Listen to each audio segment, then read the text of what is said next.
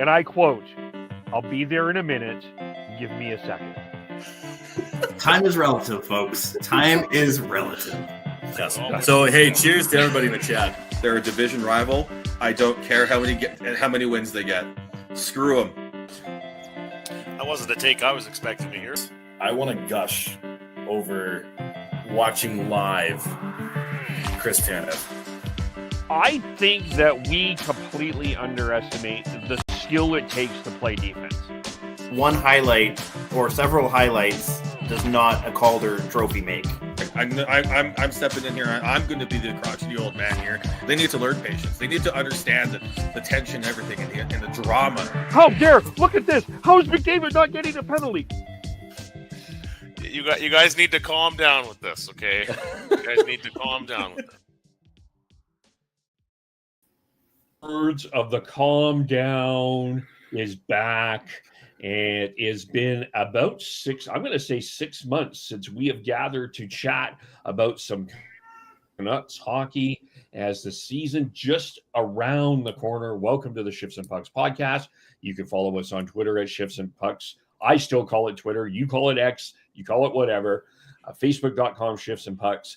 And subscribe wherever you get your audio. And we will have some other announcements on that stuff going forward. And let's say hello to everybody here. I mean, Tyler's hair was shorter last we saw him. Was it? Was it shorter? I don't know. It's been a while. Yeah. It's been a while. I mean, How the hell are you? As you said. I'm great, guys. It's really nice to see all of you again. Last I saw any of the three of you in person was Chris not too long ago, flying through our area here to do some work up in the very far northwest of Dease Lake, Tall Tent country. But it's nice that hockey season's finally here. It's been already going for me for a few weeks now, between playing beer league and reffing in the Central Interior Hockey League. So I've already done 3 games in there. So the zebra rust is coming off. Chris, how is the Okanagan?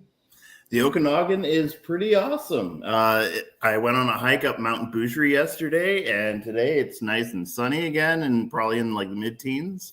So yeah, definitely ideal. And yeah, it was great to see Tyler again. That was probably a month ago already. Crazy how time flies. Yep. And then Sean, who, speaking of beer leagues, Tyler, Sean went on a beer run. I know. And looked good doing it, too. Yeah. Yes. Let's be your Tinder. No, I mean. Yes. Well. Yeah, yesterday I ran a beer mile, which is, for those who do not know, you have to drink a can of beer before you run a quarter mile. So 4 beers, 4 laps of a standard track and field track. And then if you puke, which I did because it is the carbonation that gets you, you have to run an extra lap. So I ended up having to run essentially 2 kilometers and down 4 beers in less than 10 minutes. So there you go. Yeah, it was silly fun all around. Yeah, looked like a nice facility there in the photos. Yeah, it was a track up in the northeast of Calgary. That they've been doing the beer mile there for a few years up there. So we kept getting told by the organizer to make sure that if the carbonation does get you, to make sure you puke on the grass, not on the track. Yeah. So.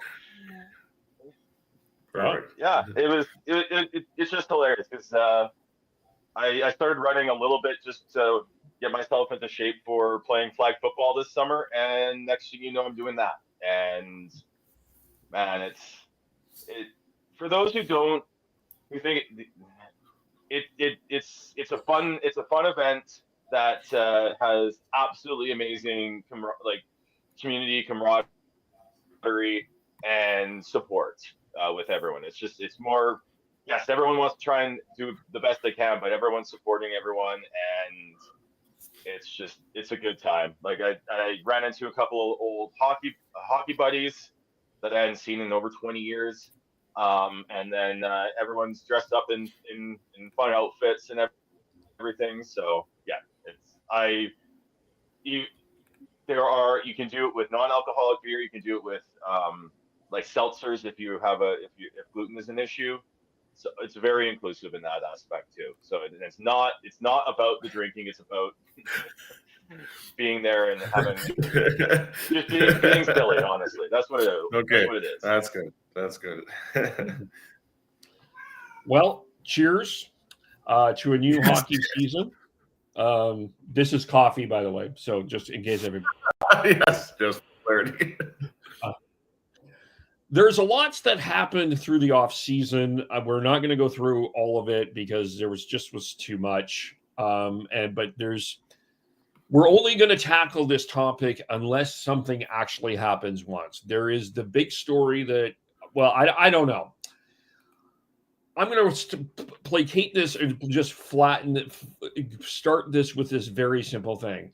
There's going to be a conversation throughout the year that I think is completely overblown, in my humble opinion. But for the first half of the year, it's going to be an overblown conversation. The second half of the year, this might be the conversation. The question that Jim Rutherford blurted out at a press conference in the offseason is that Quinn Hughes wants to play with his brothers. And it led to a lot of questions. But, I mean, the big thing is Quinn is 2 years away from free agency. So we are faced with a question of the contract status of Quinn Hughes at the end of the season, not the beginning of the season. He's not a UFA this year like Connor McDavid. So I'm just going to ask everybody where everybody is at about this. I personally feel that this is going to be a story that when the Canucks lose, there's going to be a lot of overreaction to this, but maybe I'm offside. Sean? Oh, there's definitely going to be Chicken Littles screaming that the sky is falling if the Canucks don't start the season well. But yeah, Quinn Hughes cannot sign an extension until July 1, 2026.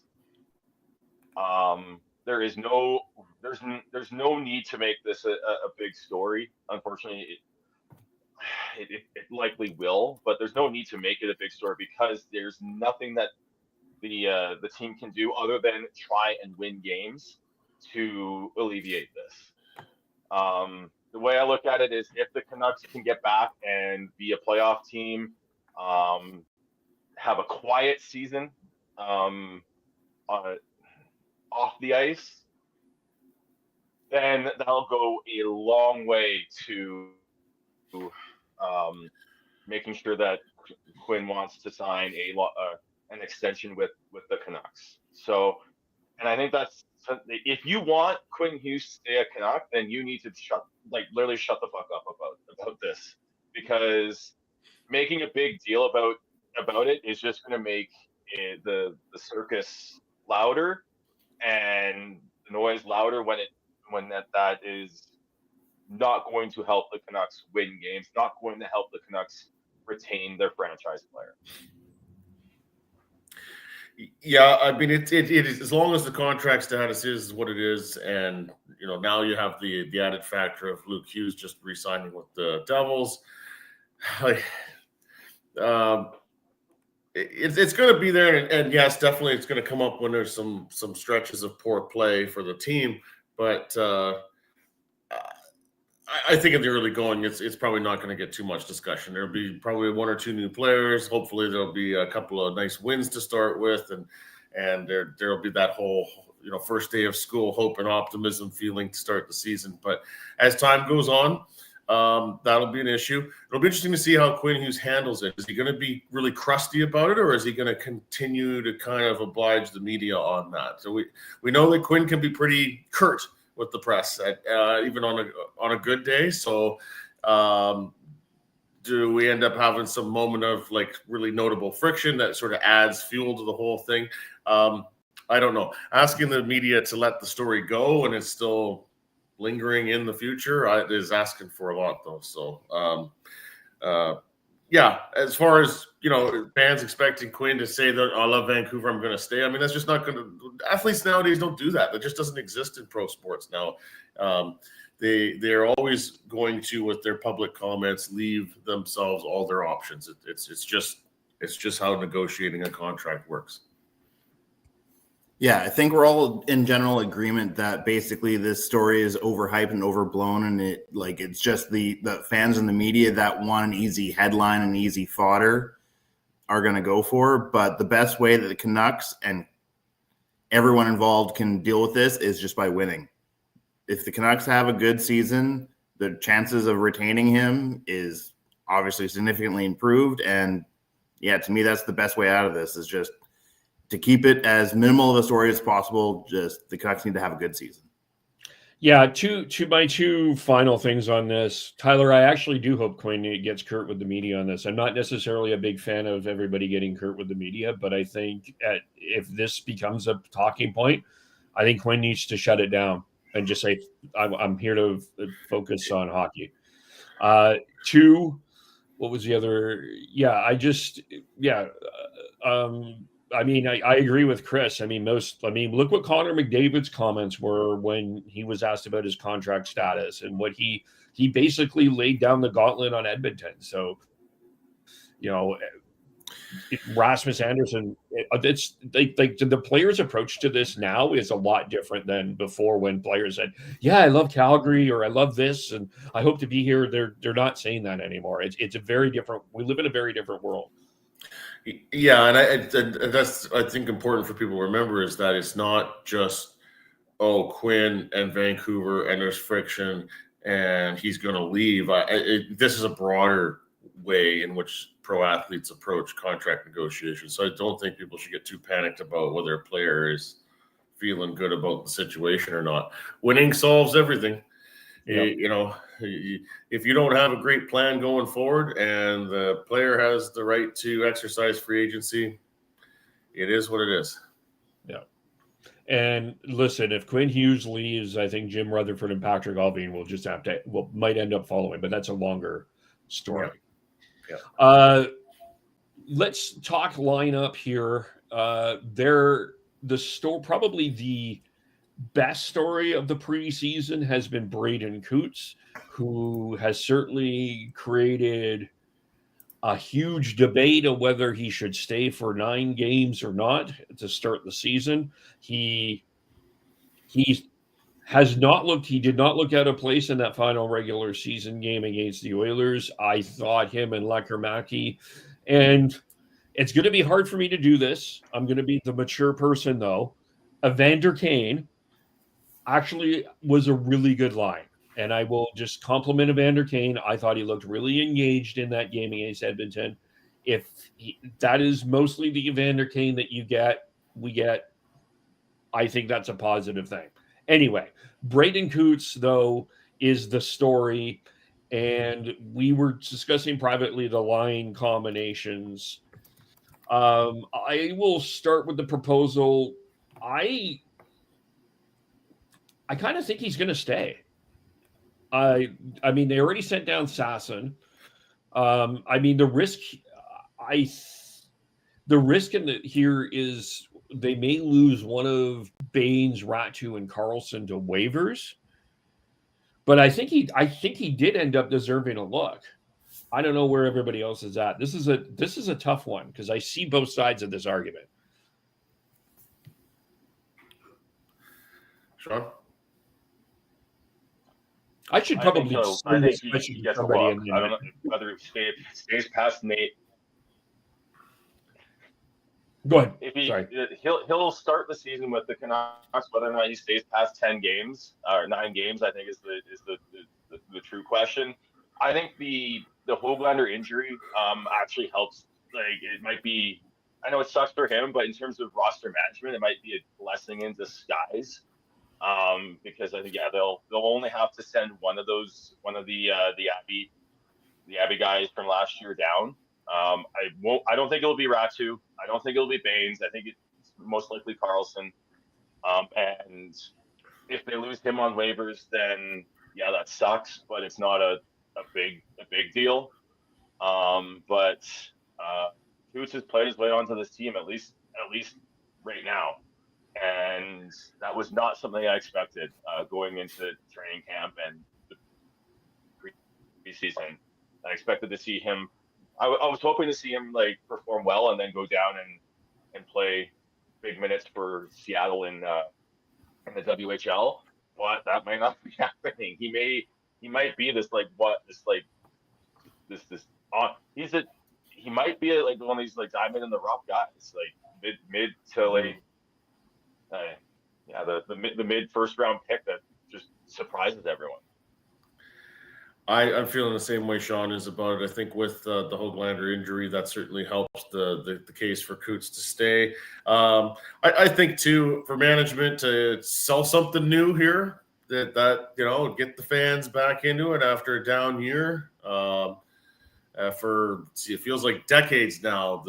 We've all been waiting to see a first round pick make an immediate impact, and here's a chance to maybe see that. So if you have the 9-game audition, why not use it? So long as you're not too concerned about waiver implications with whoever it is that might have to go through it. And Ratu, I mean, there's with what they gave up to have him become part of the organization, he's not going to be subjected. I don't think. Carlson would be the guy for me as well. Yeah, I'm in agreement with you guys so far. Like, Coots has clearly shown that he deserves that 9-game audition, but I think that's where they need to cap it, though. Like, if it's longer than 9 games, like, I feel like he still needs to grow into his man body, if you will. Like, obviously his IQ and his work ethic is there, and that's why he's impressed as much as he has so far. But he needs time to develop in the AHL, or I guess the dub even. But he still needs to, get man muscle, like bulk up and actually – because that's what's going to help him if we want him to be our center savior due to our current center depth. So, yeah. And my apologies. I have a very vocal cat in the apartment today. Well, he's just saying he's a guest. Bowie. Hello, Bowie. Bowie's dying for Braden to be part of the team. Let's put it that way. Yeah, he's Team Coots. Yeah, I always it's when we talk Flames, it's the big argument has been 2 players, Parekh and Gridden. And look, they're 18. I'll say the same thing with Coots. He's 18. There's no rush to play him in the National Hockey League. Let him marinate. Let him learn the game. Like the pace, the pace is going to be when he plays Calgary on Thursday. That pace is going to be a lot different than the pace that he saw against the Oilers on Friday, right? So it is going to be a different pace. He's going to have to adjust. It's not a bad thing that he's being sent down to junior. It's like we need to. I think development is not a bad thing. Like, and I mean, look at. We'll get to the defense here, but look at Jonathan Lekkerimaki. Look at how he's developed, right? Like, so just let the kid marinate. He'll be back, and he will. I think Cootes and Lekkerimaki are going to be a pair for a long time. It's just not going to be this year. And on the flip side, like, look what happened, what we did with McCann. Like, he got some exposure in the NHL at a young age, and he has the skill to be there, but he just wasn't like fully developed and ready. And then that's ultimately, and maybe my memory's a little fuzzy in this, but that's ultimately what ended up leading to us trading him away, was because like he was struggling and was being inconsistent, but it was because of the raw talent that they gave him that early showcase. Yeah. Sean, were you going to say something? I was going to say a lot of this is also up to Coots. If he continues to outperform our expectations and continues to show that he's one of the best 4 centers that the Canucks have, then he deserves to be on the team, like regardless of age, regardless of all that, right? But yeah, we will see what it looks like on Thursday versus Calgary, on Saturday versus Edmonton. We'll see what the pace looks like and how he compares if he does play. As you said, Kev, it's not bad for him to go down and be an offensive leader for the Seattle Thunderbirds in the WHL for this season, to push for a World Junior spot as well. This is all at this point. This is all gravy. This is stuff we were not expecting to have this conversation about Braden Cootes this early on in his career, and that is fantastic for the Canucks. Yes. Yep. Agreed. Yeah. On the blue line, it's coming down to 3 players: DPD, Mancini, and Willem. How are we saying his name? So I listened to the pronunciation on the Catherine Bruff morning show. You have to emphasize the V in Vilander. Vilander. Okay, so Vilander. Vilander. Yes. Okay, so it's down to DPD, Mancini, and Vilander. I kind of.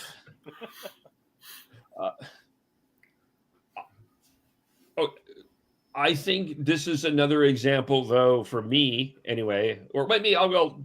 Chris, you start. What do you think on this one? As far as who deserves the spot?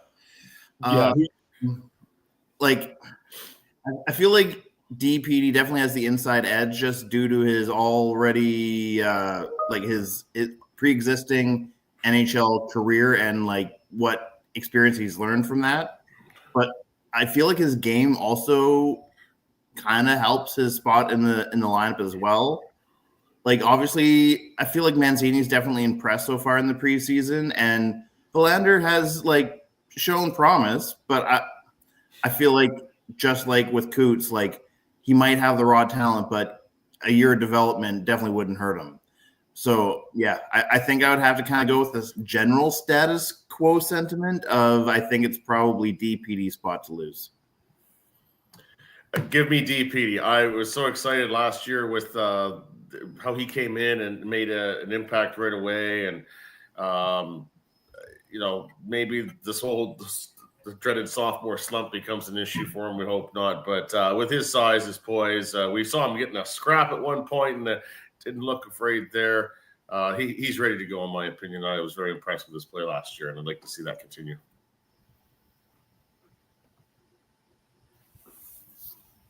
He's got the versatility to play both sides.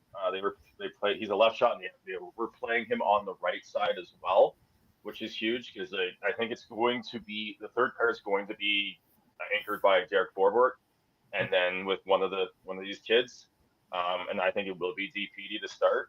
But I think they're also going to carry Pierre-Olivier Joseph as probably the 7th defenseman. And so that they can send both 2 of those guys down. I think it will be likely be Mancini and Vilander go down to Abbotsford and just play big minutes down there. There's no reason for any of those 3 to be sitting in the press box for significant periods of time. So we'll see. I think we'll see 2 of them down in Abbotsford playing big minutes, and then Joseph being the press box guy for the most part for this season until injuries happen, because they always do. Yeah. Hey, Calder voters, I know that offense is what you always look at, but please consider EPD, DPD for your Calder vote. I know it's very easy that you look at betting lines and you look, oh, Demidov is the favorite, I should vote for him. DPD should get Calder votes. He should get Calder votes. I will be fighting that battle. He can be up there. Yeah. Yeah. Anyway, because I do think, yeah, I think he should be in the Calder conversation, but I don't know if he will be. Which now leads us to expectation. Okay, maybe let's start this way. Sean, if you had to pick one strength of the Canucks, what would it be? It's the defense goaltending combo. I think is when you look at the way this team's built, it's good if they're going to be successful, it's going to be they need to have a strong defensive game to be successful, and that blue line is strong, the tandem is strong. So I think that if I'm going to pinpoint one thing, it's that. Tyler? Goaltending for me. Getting out of their own end still. I'm going to wait and see before I get too declarative on that one. But goaltending should be the most reliable part of the team. Let's put it that way. Yeah, for me, it's hard to pick just one, so I'm going to kind of go the same as Sean and say, yeah, it's a combination of both the defensive core as well as the goaltending tandem, because you could probably argue one of the most elite, like 1A, 1B tandems in the league right now, in between Lankinen and Demko. And then, yeah, with like obviously the strengthening up of the defense was to our forwards' detriment with the whole JT Miller trade, and then getting Marcus Pettersson in the aftermath of that. But yeah, the defensive core is clearly much better than it was to start last season. Bowie agrees. Bowie absolutely agrees. Yeah. And yeah, so, but that being said, I also want to add in the fact that I've actually been quietly impressed with how Foote has answered questions and has carried himself, and kind of his philosophy going into this season of like kind of giving the players a little bit more like freedom and like allowing them to like follow their gut instinct, as opposed to like maybe a more like regimented system that Talk had. But at the same time, still making it quite clear, like that there's an accountability there that they're going to have to live up to. So maybe it's actually like a 3-part answer for me of defense, goalie, and actually the surprising nature of a first-year NHL head coach as being a form of strength. Yeah, I would agree the blue line is a strength. I would agree if Demko is healthy, that's the strength as well. I'm with you on that. What is your biggest concern? For me, it's the power play. That could get real frustrating when they're on an 0 stretch there with just moving the puck around and not getting very many great chances. So hopefully there's some progress with the power play. I don't even care what the success rate is. I just, if it's getting to the point where me as a viewer is just grinding my teeth watching it, it needs to get better. So well, that's the one I'm looking at. We need that power play to be a real threat.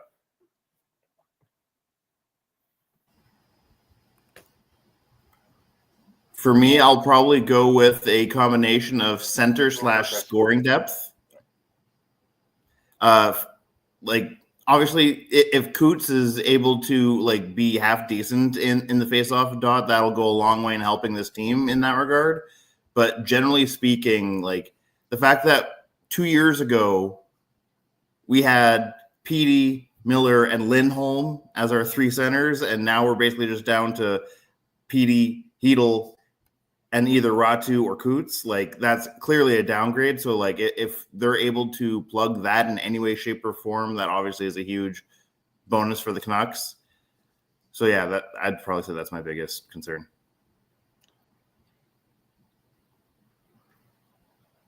Yeah, for me it's scoring.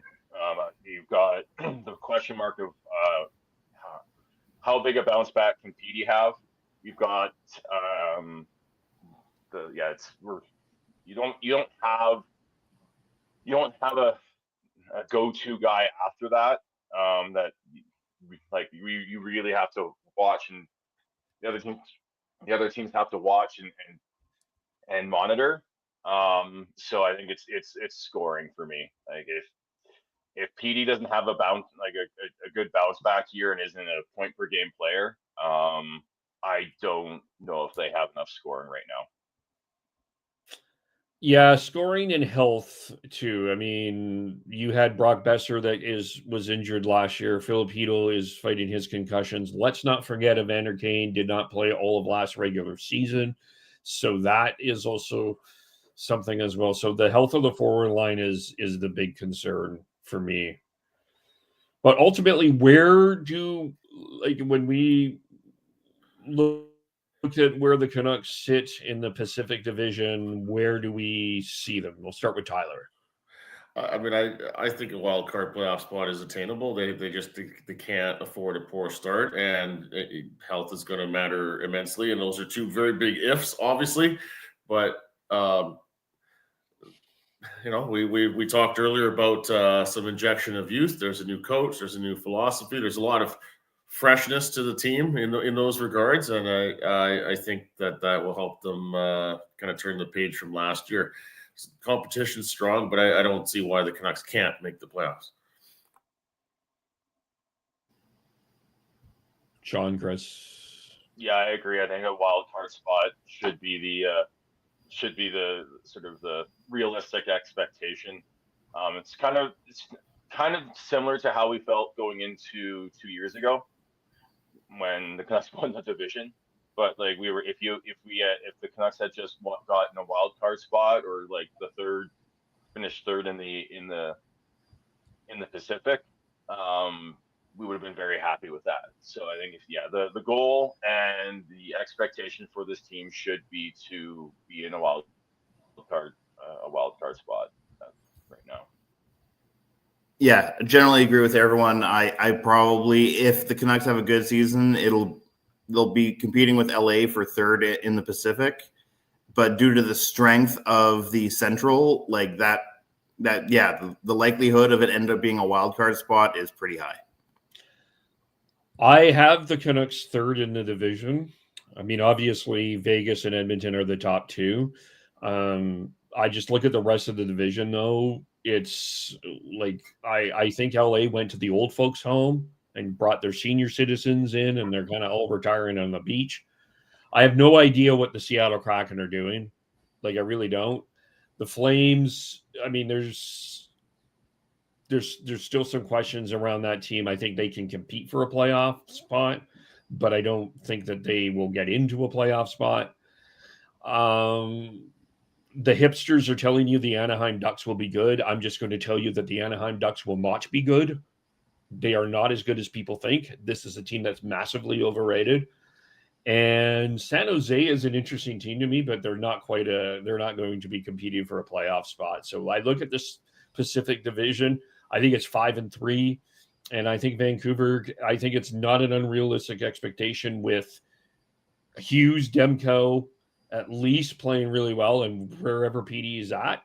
I don't think it's unreasonable to see the Canucks in third place in this division, which would have been possible last year had everybody been healthy. There you go. Yeah. Look, there's so much optimism here, guys. This is just fantastic.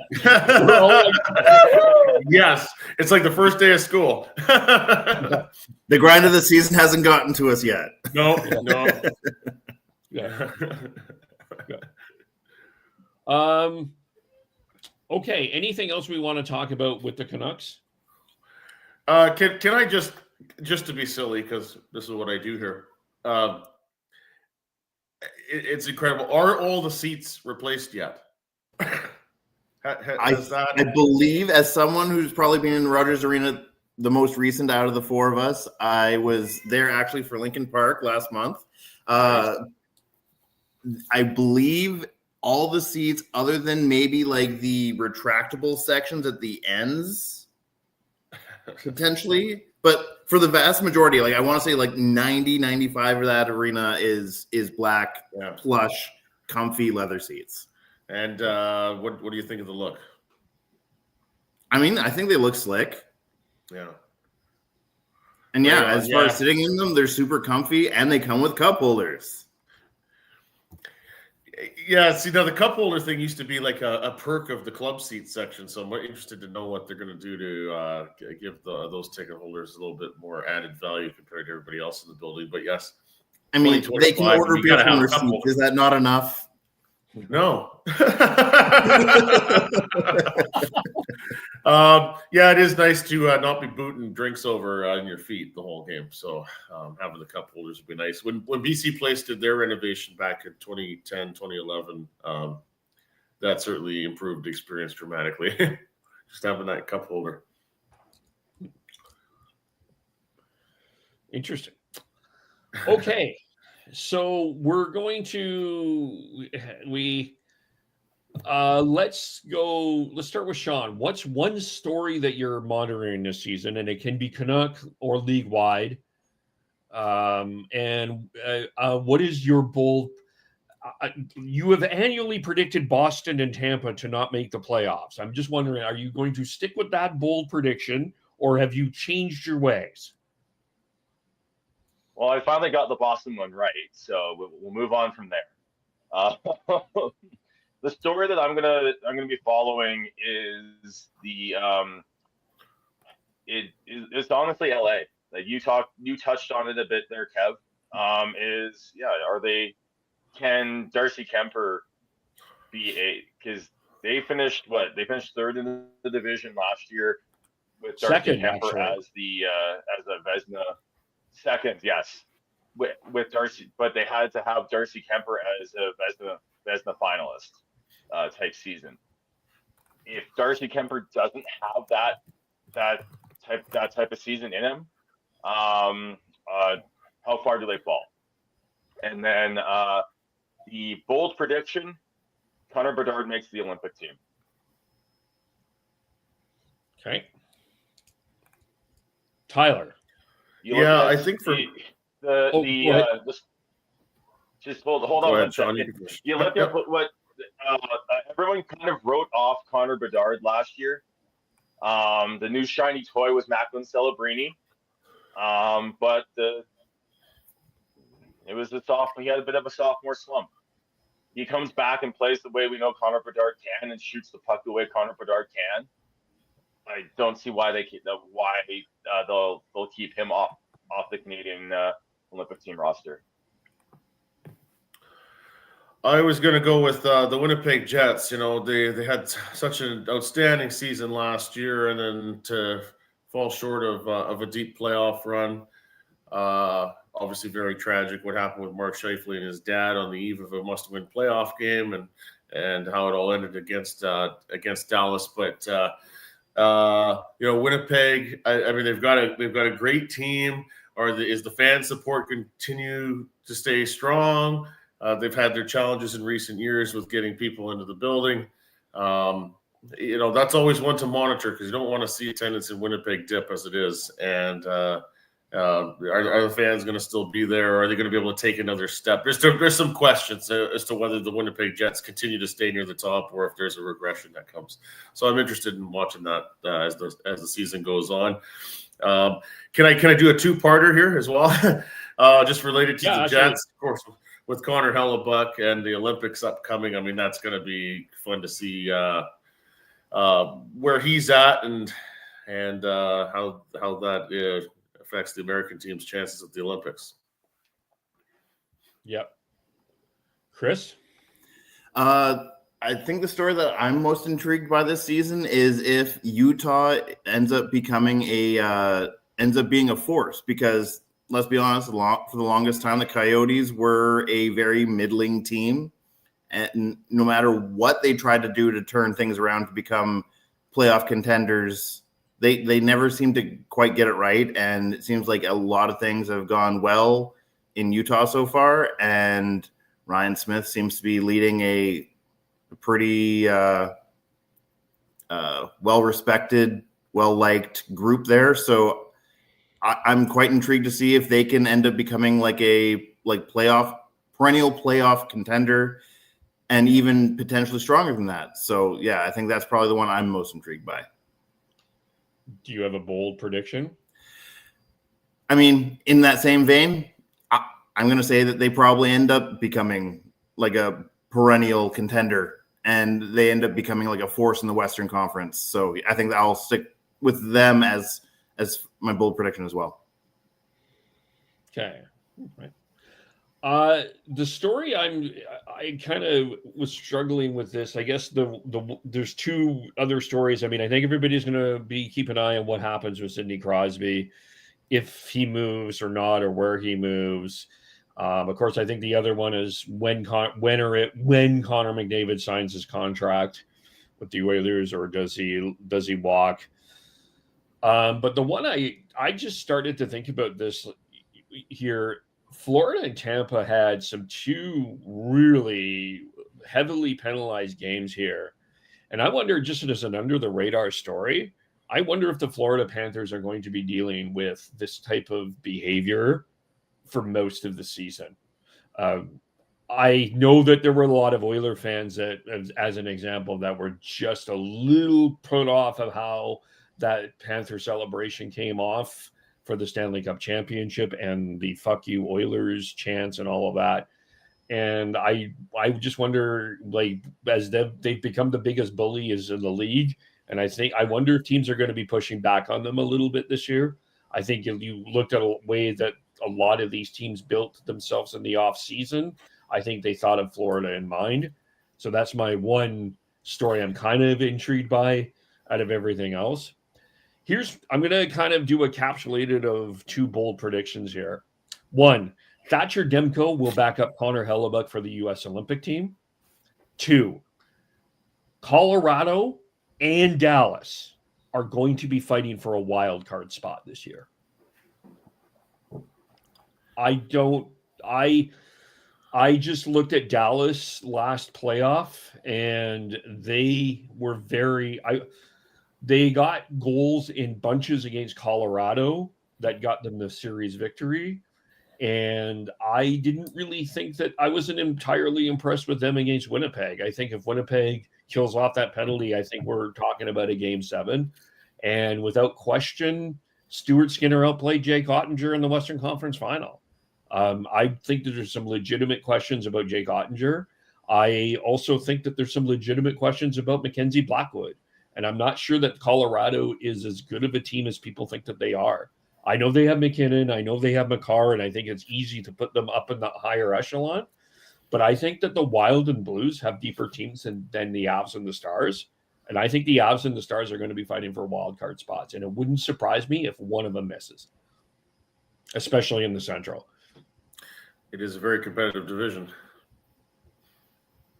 Arguably one of the strongest in the league. Yeah. It is probably I think it is. It is the strongest in the league, and it could. Like, I know it's easy to say that it's the strongest in the league, and therefore they're going to have five teams in the playoffs.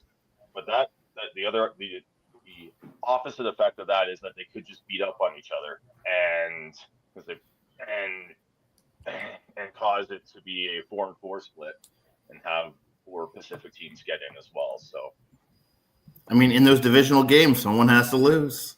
Yeah, exactly. Yep. All right. We did this under 45 minutes. I think that might be a record for us. Yeah. All right. Well, unless there's anything else we need to talk about. No, I don't think so. Other than it's nice that we're finally at the start of the season. I will be in the building for the Thanksgiving game against the St. Louis Blues. An unusual Monday 4:30 start, part of an Amazon Prime doubleheader. So I'm looking forward to my new seat. You should take a picture and give us a link on that. I'll give you the details there. So I'll be looking forward to that, and looking forward to lots of fun chats with you as the season goes on. Yes. How do we follow everyone? I am Bearded Connect 03 on Twitter. I am on Twitter /x.com at tnoble TNOBLE. Like Sean, I will die calling it Twitter as long as I have the chance. But you can find me at Schneid's on all the social medias. KEVOLE on all the social medias, which includes Twitter, Blue Sky, and Threads.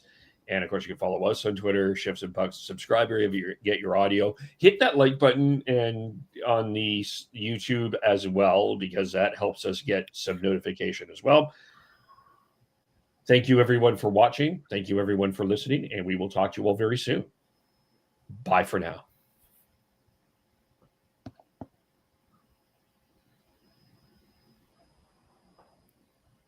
Did you all wave?